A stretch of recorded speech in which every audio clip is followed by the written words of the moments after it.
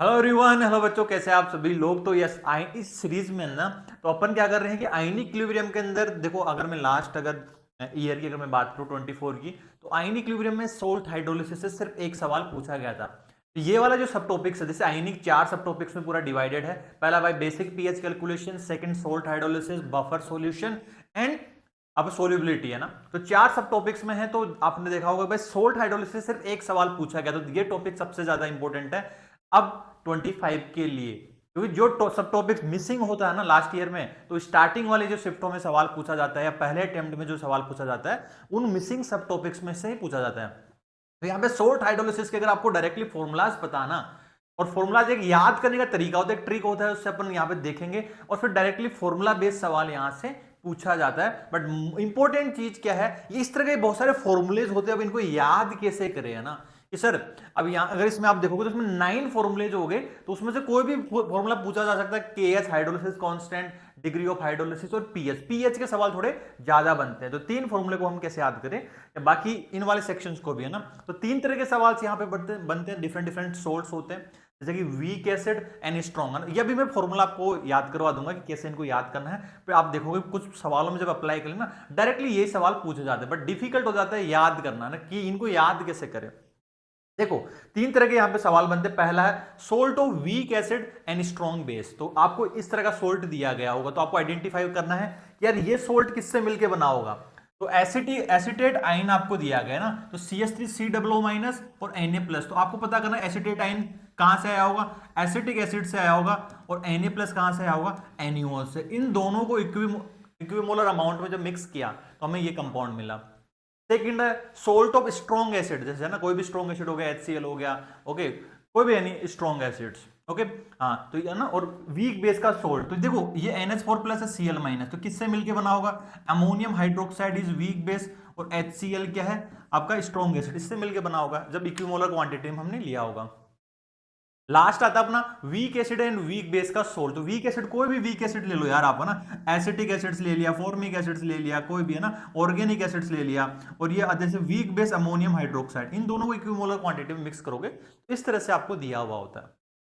अब सर ये इतने सारे 9 फॉर्मूलेज को कैसे याद करें, अब मैं बता देता हूँ, एक ट्रिक आपको बता देता हूँ डायरेक्टली, है ना। अब ध्यान से समझते जाना।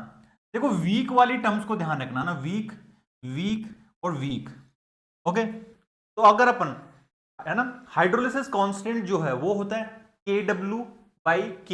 एक इसका आएगा एसिड वाला ना, क्योंकि एसिड क्या है यहाँ पे वीक है। इस वाले केस में अगर देखेंगे तो इस वाले केस में क्या वीक, क्या बेस, तो के डिसोसिएशन कांस्टेंट ऑफ बेस आएगा। यहाँ पे एसिड वीक था तो उसका डिसोसिएशन कांस्टेंट आएगा।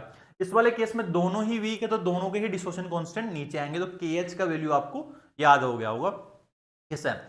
KW क्या है, डिसोसिएशन कांस्टेंट ऑफ वाटर है, तो KW का वैल्यू आपको पता है ना कि आपका 25 डिग्री सेल्सियस में 10⁻⁻14 होता है, और pKw कितना होता है, दैट इज 14। ये कहानी तो आपको समझ में आ गई यार। ये जो एसिड है ना, वीक वाले टर्म्स ही आ रहे हैं नीचे ना, KW अपॉन, यहाँ पे दोनों ही वीक थे तो दोनों के डिसोसिएशन कांस्टेंट के टर्म्स आ गए। हाइड्रोलिसिस कांस्टेंट, अगर इधर देखो H होता है आपका अंडर रूट ऑफ KH/C, इस तरह से, है ना, H है ना, जैसे अल्फा होता है ना सिंपल वीक एसिड्स में, देखते alpha equal to under root of K/C, weak acids HA के लिए। तो वैसे ही क्या होगा, ये फॉर्मूला आप देखोगे तो ये वैल्यू क्या है, KH/C है, और ये क्या है, KW/KB क्या है, KH/C। इस वाले केस में कंसंट्रेशन की टर्म्स नहीं आती ना, ओके, तो दोनों ही वीक है ना, तो KW/K/KB। ये वैसे कम पूछा गया लेकिन ध्यान रखना, ओके। तो ज्यादा KH और PH के सवाल मेंस में बनते हैं, ये एडवांस वाले पोर्शन में बनते हैं। तो ये आपको ऐसे याद रखना, degree of dissociation weak acids का जो होता है ना, alpha equal to under root of K/C। तो डिसोसिएशन कांस्टेंट यहाँ पे हाइड्रोलिसिस, तो वहां पे क्या आएगा, हाइड्रोलिसिस कांस्टेंट आएगा बाई C, पर लेकिन दोनों वीक वाले टर्म्स में C का टर्म्स नहीं आएगा, तो ये आपको ध्यान रखना है ना, ओके। अब बात करते हैं पीएच की। तो सबसे ज्यादा जो सवाल पीएच से बनते हैं, ये तो सब समझ में आ गया। अब मैं पीएच की अगर मैं बात करूं यहां से ना, ध्यान से देखना। अब पहले ये देखो कि सोल्ट को ध्यान से देखना ना, ऑप्शन नेग्लेक्शन से भी कर सकते हो। Weak acid and strong base है, कमजोर एसिड है, मतलब ना स्ट्रॉन्ग बेस है, तो बेस ही जीतेगा। तो बेस अगर स्ट्रॉन्ग हो तो पीएच 7 से ज्यादा आएगा, तो पीएच हमेशा इसमें strong acid and weak base, strong acid मतलब पीएच 7 से कम आएगा, स्ट्रॉन्ग, क्योंकि वही तो पीएच डिसाइड करेगा स्ट्रॉन्ग वाला। Weak acid and weak base है, यहां पे अब पीएच 7 से कम या 7 से ज्यादा आ सकता है। अब याद रखना ना। अब देखो हाफ पीकेडब्ल्यू कितना होता है, पीकेडब्ल्यू का वैल्यू होता है बच्चे 7, है ना। पीकेडब्ल्यू, हाफ पीकेडब्ल्यू का वैल्यू होता है 7, क्योंकि पूरा पीकेडब्ल्यू जो आएगा यहां से पीकेडब्ल्यू का वैल्यू कितना है, नेगेटिव लॉग ऑफ केडब्ल्यू अगर करोगे तो PKW comes out with 14, PKW comes out with 14 in this case, है ना, 14 आ जाएगा। तो इधर देखो हाफ आ जाए 7। तो इसमें याद कैसे करना है, weak acid and strong base है तो स्ट्रॉन्ग बेस डोमिनेटिंग रहेगा, तो पीएच 7 से ज्यादा आएगा। याद करने का तरीका क्या है, तो this value will be the half पीकेडब्ल्यू, है ना, तो कुछ भी ना दिया तो इसको 7 लेके चलना ओवरऑल को। Okay, dissociation constant of water 25 degree Celsius पे 10⁻⁻14 होता है, तो पीकेडब्ल्यू 14, तो 14/2, तो 7 plus half pK plus half log C, तो 7 से बढ़ाएगा तो सारे वैल्यू पॉजिटिव में आएंगे। और एक कौन सा आएगा, यहां पे ध्यान रखना वीक एसिड वाला ही आएगा, वीक में जो इधर जो चलता आ रहा था, तो 7 plus half pK plus half log C. Strong acid and weak base acid भी पीएच डिसाइड करेगा, क्योंकि वो मजबूत है, पीएच 7 से कम आएगा।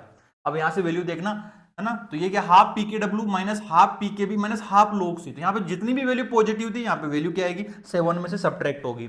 और इस वाले केस में बेस वीक है तो बी आएगा ना कि ए आएगा। जो टर्म्स आएगी ना यहाँ पे डिसोसिएशन कांस्टेंट एसिड या बेस का, वो वीक वाले का आएगा। तो इसमें तो सारे वैल्यू पॉजिटिव ऐड हो रहे थे, इसमें सारे वैल्यू सब्ट्रैक्ट हो रहे थे 7 में से। अब आपको वीक एसिड और वीक बेस का जब डिसाइड करना है तो आपको कुछ नहीं करना बेटा, ये आपका वैल्यू क्या है, इसको तो ऐसा कैसा लिख दो, और इन दोनों वैल्यू को अगर आप ऐड कर दोगे हाफ लॉग से और माइनस हाफ लॉग से, तो ये कट जाएगा, तो हाफ पीके माइनस हाफ पीके भी आपका आंसर आएगा। ये ध्यान रखना ना, आया समझ में। अब देखो इसको जो भी अपन ने अभी सीखा है, आप क्विकली इसको अप्लाई कर लेते हैं फॉर्मूले में, है ना, फिर से एक बार ट्राई करते हैं। ओके, तो आपको ध्यान रखना है यार, ये वीक वाले को लेके पकड़ के चलना है, वीक वाले को पकड़ के चलना है। यहाँ पे वीक है और यहाँ पे भी वीक है, तो एक वापस से टेबल बनाओ क्विकली, फिर इनको फॉर्मूले को अप्लाई करते हैं। KH क्या हो गया, KH क्या आएगा, KW अप और KW। अब वीक वाली टर्म्स नीचे आएगी, तो वीक एसिड है तो उसका डिसोसिएशन कांस्टेंट, यहाँ पे वीक बेस है और डिसोसिएशन यहाँ पे दोनों ही वीक है तो दोनों का डिसोसिएशन कांस्टेंट आएगा। हाइड्रोलिसिस कांस्टेंट क्या होता है, अंडर रूट ऑफ KH/C, ये क्या आएगा, KW/Ka और ये आएगा C, और यहाँ पे KH क्या है, KW/KBC। ओके, और ये वाला वैल्यू क्या आएगा, KW अपॉन दोनों ही, है ना, क्योंकि C तो है ही नहीं, दोनों ही वीक है, तो ये वाला वैल्यू, है ना, दोनों ही वीक है। आगे समझ में। चल अब यहाँ पे पीएच, अब पीएच मुझे बताओ, वीक एसिड और स्ट्रॉन्ग बेस, तो स्ट्रॉन्ग बेस डिसाइड करेगा, तो पीएच 7 से ज्यादा आएगा। ओके, तो फॉर्मूला आएगा 7, है ना, हाफ पीकेडब्ल्यू इक्वल टू 7 हो गया 25 पे, हाफ पी के प्लस हाफ लॉग सी, यही करोगे। अब डिसोसिएशन कांस्टेंट किसका लिखोगे, वीक वाले का, दैट इज एसिड, तो ये ए आ जाएगा। इस वाले केस में मैं बात करूं स्ट्रॉन्ग एसिड और वीक बेस है, तो पीएच एसिड डिसाइड करेगा, तो पीएच 7 से कम आएगा, तो 7 माइनस कर दो half pK minus half log, ये वैल्यू क्या है, लॉग सी। अब ये कौन सा डिसोसिएशन कांस्टेंट है, वीक वाले का, तो बेस वाला आएगा। इसमें क्या करना है, 7 को ऐसा कैसा रहने देना है। अब इन दोनों टर्म्स को ऐड करोगे तो हाफ लॉग सी गया, it is half pK minus half pKb. अब ये डिसाइड होगा कि भाई के और केबी के ऊपर है ना, पीके और पीकेबी पे ऊपर डिसाइड होगा।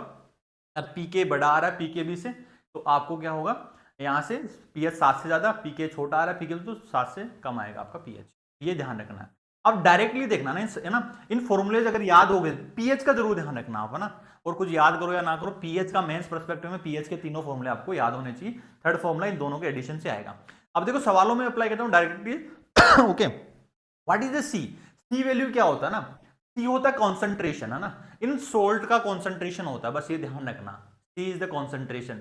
ओके, अब कई बार ऐसे आता है जो हाइड्रोलिसिस होता है ना, तो आपका एनाइन का हाइड्रोलिसिस आएगा, तो इसमें जो एनाइन वाला पार्ट है ना CH3COO- इसका कॉन्सेंट्रेशन आएगा। कई बार ऐसे होता है कि जैसे कि कैल्शियम एसिटेटाइन दिया होता है, ओके, CH3COO इस तरह से ट्वाइस दिया होता है ना, तो फिर अपने को क्या करना है, फिर आपको ये मतलब किससे मिलके बना होगा, calcium hydroxide plus acetic acid से मिलके बना होगा। फिर आपको सपोज इसका कंसंट्रेशन C दिया हुआ है, तो अपने को क्या एनाइन का लेना होता है, तो 2C ले लेना फिर, है ना। ये ध्यान रखना, एक सवाल में अभी अप्लाई करता हूं, चलो शुरू करें। हाँ जी, अब ये फॉर्मूले जो सीखे अब इनको अप्लाई करते हैं। Assuming that the degree of hydrolysis is small, okay, degree hydrolysis small, pH of 0.1 molar sodium acetate, तो सोडियम एसिटेट आपको दिया गया है, तो देखो आप अपने आप इसको आइडेंटिफाई करो कि यार sir this is the sodium acetate and CH3COO minus और Na+। अब पहले इसको तोड़ लो, यार ये किससे मिलके बना होगा, एसिटिक एसिड से प्लस NaOH से मिलके बना होगा। NaOH स्ट्रॉन्ग बेस है और ये क्या है, वीक एसिड है। तो इन दोनों से मिलके ये सोल्ट किसका आ गया, वीक एसिड स्ट्रॉन्ग बेस का सोल्ट आ गया। पीएच कौन डिसाइड करेगा, स्ट्रॉन्ग बेस। फॉर्मूला कौन सा लगाना है, फिर आपको फॉर्मूला लगाना है कि sir pH equal to, pH 7 से ज्यादा आएगा है ना, स्ट्रॉन्ग बेस पीएच डिसाइड करेगा तो 7 से ऊपर आएगा। तो दो ऑप्शन तो गए, तो 7 से ऊपर आएगा तो कौन सा फॉर्मूला लगाओगे, 7 प्लस हाफ वीक वाले है ना, डिसोसिएशन कांस्टेंट वीक वाले का प्लस हाफ log ऑफ सी। तो ये फॉर्मूला आप यूज करोगे, ठीक है। और ये फॉर्मूला जब यूज करोगे इसमें वैल्यू रखो जल्दी से, तो 7 प्लस हाफ पीके, देखो ध्यान से ना, तो ये क्या है के, तो पीके कितना आ जाएगा, 5 आ जाएगा। Negative log of H plus plus half log of 10 की पावर -1, तो कितना वैल्यू आ गया, तो ये आ गया अपना 9.5 और -0.5 दैट इज इक्वल टू 9। तो pH for this solution will be the 9। तो डायरेक्टली आपको फॉर्मूला अप्लाई करना था, आइडेंटिफाई करना सोल्ट। हाँ जी, इसमें देखिए, हाँ इन्होंने क्या बोला है, pH of A 0.02 molar NH4Cl। तो आपको NH4Cl देखो पहले इसको तोड़ लो, तो ये अमोनियम आइन प्लस क्लोराइड आइन, ये किससे मिलके बना होगा, अमोनियम हाइड्रोक्साइड से, क्योंकि बेस वाले टर्म्स, और ये HCl से। तो now this is the strong acid और ये क्या है, वीक बेस। तो पीएच कौन डिसाइड करेगा, स्ट्रॉन्ग वाला डिसाइड करेगा। तो पीएच 7 से कम आएगा, तो यार सारे टर्म 7 से कम है, तो यहाँ पे ऑप्शन नेग्लेक्शन नहीं लगा सकते।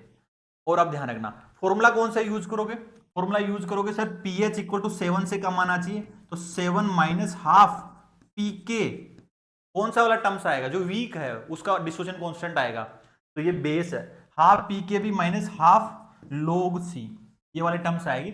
अब कई बार आपको ऐसा लगा होता है सिर्फ के बी दिया होता है तो आपको टेंशन नहीं है, लेकिन कई बार वो क्या करते हैं, के और के बी दोनों मेंशन करते हैं। तो उस वाले केस में अभी देखिए सवाल बोले सर के बी दिया हो तो शायद के बी यूज होगा, बट अब वो क्या करते हैं, आजकल साथी लोग हैं, के बी के सारे वैल्यू देते फिर कहते भाई यूज करो, कौन सा यूज करना है, ए यूज करोगे या बी यूज करो, फिर यहाँ पे डिसोसिएशन कांस्टेंट। हाँ जी, ये क्या हो गया, अब इसका आंसर निकालोगे तो ये वैल्यू कितना होगा, 7 माइनस हाफ पीके भी कितना आएगा, तो पीके भी देखो यहाँ से 10 की पावर -5 है, तो पीके के बी है तो पीके भी 5 आ गया, negative log of H plus है ना, और minus half log of C, concentration कितना दिया हुआ है, तो pH of 0.02 minus that is 2 × 10 की पावर -2 हो गया ना, इसका log लोगे तो ये वाला वैल्यू कितना आ गया, this value comes out to be that 7 में से कितना आ गया 2.5 दैट इज 4.5 माइनस हाफ, तो ये वाली वैल्यू कितना आ गया, तो this value comes out to be the log 2 minus 2 है ना, तो मैंने लिख दिया ना log A plus log B, तो कितना वैल्यू आ गया, दिस वैल्यू कम्स आउट, अब log 2 का वैल्यू दिया होता है 0.3, तो ये वाला वैल्यू आ जाएगा 4.5 ओके प्लस 1 माइनस 0.15 log 3 को ना, तो कितना होगा 5.5 माइनस 0.15, 5.35 के आसपास आपका आंसर आ जाएगा। तो answer will be D option. बस सोल्ट को आइडेंटिफाई करना, डायरेक्टली फॉर्मूला लगाना है। अब जैसे कि ये सवाल है ओके, इसमें पूछा गया अब ये अलग तरीका पूछने का कि 20 ml of 0.1 molar ammonium hydroxide is mixed with इतना मोलर HCl, फाइनल मिक्सचर जो बना उसका पीएच, तो हमेशा इक्वेशन लिखा करो, तो this will be the ammonium hydroxide weak base को हमने जब स्ट्रॉन्ग एसिड के साथ मिक्स किया तो क्या बनेगा, NH4Cl प्लस वाटर बनेगा। अब इसको ध्यान से देखना ना, अब देखिए स्टार्टिंग में कितना दिया हुआ है, 0.1 मोलार दिया और 20 ml, तो 2 मिलीमोल हो गए, तो यहां से 2 मिलीमोल इसके दिए गए हैं और इसको मल्टीप्लाई करो दोनों को तो इतने मिलीमोल आ जाएंगे, दैट इज 2 मिलीमोल इसके आ जाएंगे। आप इक्वी मोल अपन ने मिक्स किया, अब आपस में रिएक्ट करेंगे, खत्म हो जाएगा, 1 मोल के साथ 1 मोल, तो 2 के साथ 2, तो ये आपके 2 मिलीमोल बन जाएंगे। तो फाइनल सॉल्यूशन में आप देखोगे तो फाइनल सॉल्यूशन पानी है प्लस NH4Cl है, कि this is the salt of weak base strong acid है ना। ओके तो ये क्या बचा अपना, ये वीक बेस है, ये स्ट्रॉन्ग एसिड का सोल्ट है, तो फाइनल यही पीएच डिसाइड करेगा। तो फॉर्मूला क्या लगाओगे, फॉर्मूला यूज करोगे sir pH equal to salt of weak base strong acid, तो पीएच 7 से कम आएगा, पीएच 7 से कम आएगा, सारे ऑप्शन में 7 से कम है। ओके तो 7 minus half okay pKb minus half log of C, ये वैल्यू आएगा, पीकेबी आएगा ना यहाँ पे। अब देखो इस सवाल में उन्होंने केबी भी दिया हुआ है, लेकिन उन्होंने के नहीं दिया होता, तो चलो ठीक है, बट याद रखना अपन कई बार के भी दिया होता है, फिर हमें चूज करना होता है भाई ए यूज करें या बी। तो ध्यान रखना वीक वाला जो टर्म्स होगा इसमें, वीक बेस टू वाली बेस के लिए बी, अगर वीक एसिड होता तो ए वाली टर्म्स हम यूज करते। ओके, ये वाला फॉर्मूला आ गया। तो इधर देखिए 7 माइनस हाफ पीकेबी का वैल्यू कितना दिया हुआ है, ये 5 हो गया ना, यहाँ से के बी है तो 10 की power minus 5, pKb will be the 5। अब देखो कंसंट्रेशन को सही से यूज करना, लोग ऑफ कंसंट्रेशन, तो आपको कितने मिलीमोल दिए हैं सोल्ट के, 2 मिलीमोल। ओके, 2 मिलीमोल दिए हुए, तो टोटल वॉल्यूम यूज करनी है अब यहाँ पे भाई। 20 ml तो ये था और 40 ml ये था, तो 20 प्लस 40, 20 प्लस 40 आपका यहाँ से आएगा, तो ये ml था ना। ओके, तो ये कितना हो गया बच्चे, इसमें से अगर आप आंसर निकालोगे तो 20/40। तो इस तरह से आपको सवाल को अप्रोच करना था, और सारा डेटा आपको दिया गया था। तो ये वाला वैल्यू कितना आ जाएगा, that is 7 minus 2.5, that is 4.5। और ये वाला वैल्यू कितना हो गया, 1/60 है तो 1/30, तो प्लस हाफ log 30, log 30 हो जाएगा। इस वैल्यू को अगर कैलकुलेट करोगे तो log 30 को आप लिख दो log 10 प्लस log 3, log 3 का वैल्यू कितना हो गया, it is 4.5 plus half log 10 1, और log 3 कितना हो गया 0.48, 1.48। ये वाला वैल्यू आ जाएगा 4.5 प्लस 1.48 का वैल्यू कितना, 0.74, 0.74 करोगे तो 5.24 के आसपास आपका आंसर आ जाएगा। ओके, तो 5.2 आपको दिया गया है, डन। तो इस तरीके से आपको अप्रोच करना था। तो इक्वेशन लिखो, या तो डायरेक्टली सोल्ट दिया होगा या इक्वेशन आपको लिखनी है फिर, है ना। हाँ जी, ये सवाल बताइए। हाँ, के फॉर एसिटिक एसिड्स आपको दिया गया है, के बी आपको दिया गया है ना। तो वीक एसिड और वीक बेस का डिसोसिएशन कांस्टेंट दिया गया है, आपको बोला गया अमोनियम एसीटेट बोला गया है। तो अमोनियम एसीटेट की अगर मैं बात करता हूं ना, this is ammonium acetate, NH4 plus, और this is the CH3 COO minus, तो ये अमोनियम एसीटेट हो गया एक तरह से, है ना। अमोनियम एसीटेट की अगर मैं बात करूं, अब ये देखना भाई अमोनियम एसीटेट किससे मिलके बना होगा, ये मिलके बना होगा एसिटिक एसिड्स के इक्विमोलर अमाउंट और अमोनियम हाइड्रोक्साइड के इक्विमोलर अमाउंट रिएक्ट करे होंगे। Now this is the weak base, now this is the weak acid, ये दोनों आपस में रिएक्ट करे होंगे, वीक एसिड और वीक बेस। तो ये किसका सोल्ट, पीएच। तो फॉर्मूला कौन सा लगाओगे, फॉर्मूला लगाओगे sir pH equal to 7 plus half pKa minus half pKb, a minus b करोगे। तो आप ध्यान से देखोगे ना, तो K और Kb का वैल्यू मतलब Pk और Pkb बराबर आएगा, तो इसका pH कितना आ गया, मतलब pH 7, तो इससे ये कट जाएगा। K और Kb बराबर दिया हुआ सवाल को सोल्व करने के लिए, वैसे है नहीं, है ना, बराबर सा नहीं आएगा, बट ऑलमोस्ट दिया हुआ है, इक्वली दिया हुआ है, pH आ जाएगा 7। अब सिमिलरली ये सवाल अप्लाई करना है। अब इसका आंसर देखो, बताओ मुझे क्या आएगा। अब बोला गया pH of ammonium phosphate solution, ये Pk ऑफ फॉस्फोरिक एसिड दिया गया है और Pkb ऑफ अमोनियम हाइड्रोक्साइड। तो अमोनियम फॉस्फेट क्या रहा होगा बच्चे, अमोनियम फॉस्फेट की अगर मैं बात करूं तो ammonium phosphate will be this one. Okay, तो ये किससे मिलके बना होगा, अमोनियम हाइड्रोक्साइड से प्लस फॉस्फोरिक एसिड से मिलके बना होगा H3PO4, तो सॉरी H3PO4, इन दोनों से मिलके बना होगा। ओके, अब ये क्या है, वीक एसिड है, और now this is the weak base.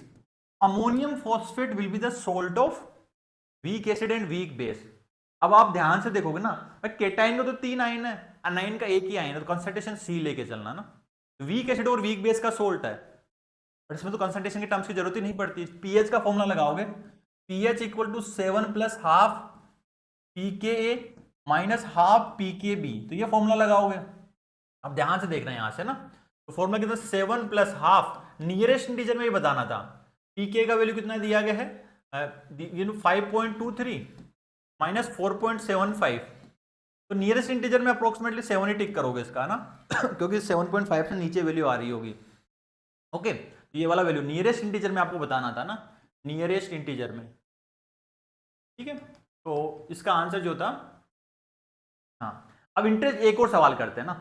Okay, अब इसमें देखिए ये सवाल थोड़ा इंटरेस्टिंग से था। If pK of lactic acid is 5, lactic acid का पीके 5 दिया गया है, पीएच आपको कैल्शियम लैक्टेट का बनाना है। अब देखो लैक्टिक, ये ऑर्गेनिक एसिड्स क्या होते हैं, ये वीक एसिड्स होता है, these are the weak acids. Calcium lactate है ना, लैक्टिक एसिड्स को मैं क्या बोलूं यहां से अगर लैक्टिक एसिड्स को अगर मैं बोलूं बच्चे, है ना, तो लैक्टिक एसिड्स को क्या कहोगे आप। ओके, तो ये लैक्टिक एसिड्स को मैं बोल देता हूं, इसको L माइनस बोल देता हूं ना, क्योंकि यहां से एक H प्लस होगा। आपको क्या जाना था, आपको जाना था कैल्शियम लैक्टेट, ये 2 प्लस है और ये क्या है L2 माइनस रहेगा ना। ओके, इस तरह से क्योंकि 1 पे माइनस 2, 2 पे -2, तो कैल्शियम लैक्टेट है ना। अब ये ध्यान रखना, अनाइन क्या है, यहाँ पे 2 यूनिट दी गई है, अनाइन हाइड्रोलाइज होगा यहाँ पे ना, अनाइन हाइड्रोलाइज होता है। तो आपको अब देखो ये क्या है, वीक एसिड, और ये क्या है, कैल्शियम हाइड्रोक्साइड, क्या है, स्ट्रॉन्ग बेस। स्ट्रॉन्ग बेस और वीक एसिड का सोल्ट है, तो स्ट्रॉन्ग बेस डिसाइड करेगा पीएच, तो पीएच 7 से ज्यादा आएगा। अब फॉर्मूला कौन सा यूज करोगे, तो 7 pH equal to 7 plus half pKa plus half log of C। ठीक है, अब इसमें ये जरूर ध्यान रखना है कि देखो अब ये जब ब्रेक करता है ना, ये क्या होगा, कैल्शियम 2+ होगा और 2L- होगा। अब इसका जो कॉन्सेंट्रेशन जो गिवन था बच्चों ना, concentration is given to be the pK, और ये आपको दिया 0.005 मोलार। अब ये जब टूटेगा तो ये किस में जाएगा, 0.005 इंटू 2, तो अनाइन का कॉन्सेंट्रेशन हम लेते हैं। अभी जब हमारे सब में वैल्यू 1 आ रहा था ना, 1:1 के रेशियो में ही था कैटाइन अनाइन, तो अब ये कॉन्सेंट्रेशन का वैल्यू हो जाएगा, ना कि 5 इंटू 10⁻³ तो फॉर्मूला क्या जाएगा, 7 pH को हाफ pK कितना दिया हुआ है इंटू 5 इंटू हाफ लो, कॉन्सेंट्रेशन का जो वैल्यू लेना बच्चों वो लेना है 0.005 इंटू 2 लेना है। तो ये एक अच्छा पॉइंट था यहाँ पे ना, कि अनाइन हाइड्रोलाइज होता है, ये डेरिवेशन से आता है आपका निकल के। कंसंट्रेशन इस बोले सोल्ट की नहीं है, ये अनाइन अगर 2 यूनिट है तो 2 से मल्टीप्लाई करना है। अभी तक क्या था, जैसे कि सोडियम एसिटेट आ रहा था, ओके, तो एसिटेट आयन का 1 ही यूनिट था, तो ये ध्यान रखना ना। इससे जो वैल्यू निकल के आएगा, आपको 10⁻⁻1 में पूछा तो 85 है ना, इसका आंसर जो 85 इंटू 10⁻⁻1 आएगा। ये वाला वैल्यू कितना आ गया, ये वाला वैल्यू आ गया अपना 10⁻², तो -1 हो गया। ओके, तो ये आ गया 8.5 इंटू 10⁻, तो 8.5 आ जाएगा, तो 85 इंटू 10⁻⁻1, तो 85 is the answer for this one. तो ये जरूर ध्यान रखना ना। ओके, तो ये अच्छा पॉइंट था। यहाँ पे बहुत बच्चे गड़बड़ करते हैं कि कंसंट्रेशन जो ले लेते हैं वो पूरे सोल्ट की ले लेते हैं, तो ये ध्यान है डेरिवेशन चाहते हैं अनाइन हाइड्रोलाइज होगा इस वाले केस में, तो इसकी 2 यूनिट है, तो 2C करना पड़ेगा फिर, है ना। अगर आपको इसका कॉन्सेंट्रेशन दिया हुआ, तो अगर इसका दिया होता कि इसका कॉन्सेंट्रेशन होता है तो 2 टाइम्स आ जाएगा, आपको दिस इज गिवन है ना। अभी तक अगर ये यहाँ पे 1, अगर 2 की जगह 1 होता तो यहाँ से और यहाँ से सेम आंसर आ रहा था यार, इसको जरूर से इंपॉर्टेंटली ध्यान रखना। और बाकी अगर आपको और भी अगर JEE-1 आपने एप्लीकेशन डाउनलोड नहीं किया तो जरूर से डाउनलोड करना, यहाँ पे वो सारा क्वालिटी कंटेंट आपका फ्री ऑफ कॉस्ट है, वहां से आप प्रैक्टिस कर सकते हो। PYQ NT base user interface है, वैसे वहां से प्रैक्टिस। JMP पे जरूर है ना, तो वन ऑफ द जिनको हम बोलते हैं प्रेडिक्टर पेपर्स, तो जब बच्चे इनको अटेम्प्ट करते फिर कहते हैं ना कि सर कि हमने जब JMP दिया था तो इसी तरह के सिमिलर से सवाल लगा ही नहीं कि कोई हमने नया टेस्ट JEE मेंस में कोई नया एग्जाम दिया है, कि हमें लगा कि हम JMP ही दे रहे हैं। कि ये जो पेपर जो बनाया जाता है JMP आपका, या फिर टीम बना के टीचर बनाते खुद डिस्कस करते हैं लेटेस्ट पैटर्न के अकॉर्डिंग, जो है ना जो सवाल है ना, आपके टीचर को सारा डेप्थ एनालिसिस पता है। ओके, तो उस हिसाब से पेपर हम लोग सेट करते हैं, ताकि इसी तरह का सिमिलर पेपर आपको JEE मेंस में देखने को मिलेगा आपको ना। तो ये प्रेडिक्टर पेपर्स आप यहाँ से JMP को अटेम्प्ट करते रहिए, और 25 सेक्शंस में आप जाके कोई चैप्टर्स अगर आपका वीक है या आपको कुछ इंपॉर्टेंट सब टॉपिक्स पढ़ने हैं, अगर भाई इसकी मुझे और भी प्रैक्टिस करनी है तो ना तो ग्रेविटी बेस में जाके आप देख सकते हैं, लाइव सेशंस भी होते हैं, उसके बाद में रिकॉर्डिंग भी आपको इनकी मिल जाती है, जैसे आपको टाइम सूटेबल हो वैसे आप कर सकते हो। मतलब कोई भी चैप्टर लीव नहीं करना, कंप्लीटली आपको पढ़ना है। और रिवीजन DPP जो ऑलरेडी है, जिसके पास और भी प्रैक्टिस करनी है कि अपनी रैंक को बूस्ट करनी है, यहाँ पे ऑलरेडी बूस्टर सेशंस लगे हुए हैं। ओके, तो उनसे है ना, तो ये सभी बच्चों के लिए, मतलब जिनका सिलेबस नहीं हुआ है, जिनका हो गया उनके लिए है ना, तो रिवीजन DPPs है, और जिनको और भी रैंक बूस्ट करनी, सब कुछ पढ़ लिया बट लास्ट टाइम में आपको कि सर और भी हमें प्रैक्टिस है, तो बूस्टर सेशंस ऑलरेडी हैं। ओके, तो इस तरह से आपको इस सेशन में जाके इनरोल कर सकते हो आप ना। JMP भी इसके साथ ऑलरेडी फ्री है ना, उसके साथ ऑलरेडी इंक्लूडेड है। तो thank you everyone for your time, और कीप प्रैक्टिसिंग, और है ना ये जो एंड टाइम है अच्छे से मेहनत करते रहो, एंड लव यू ऑल। तो चैट बॉक्स में बताना आपको नेक्स्ट वीडियो किस टॉपिक पे चाहिए ना। इस तरह की सीरीज कंटिन्यू है, रेगुलरली इसको फॉलो करते रहिए, बहुत इंपॉर्टेंट सीरीज है ना। Bye bye and take care.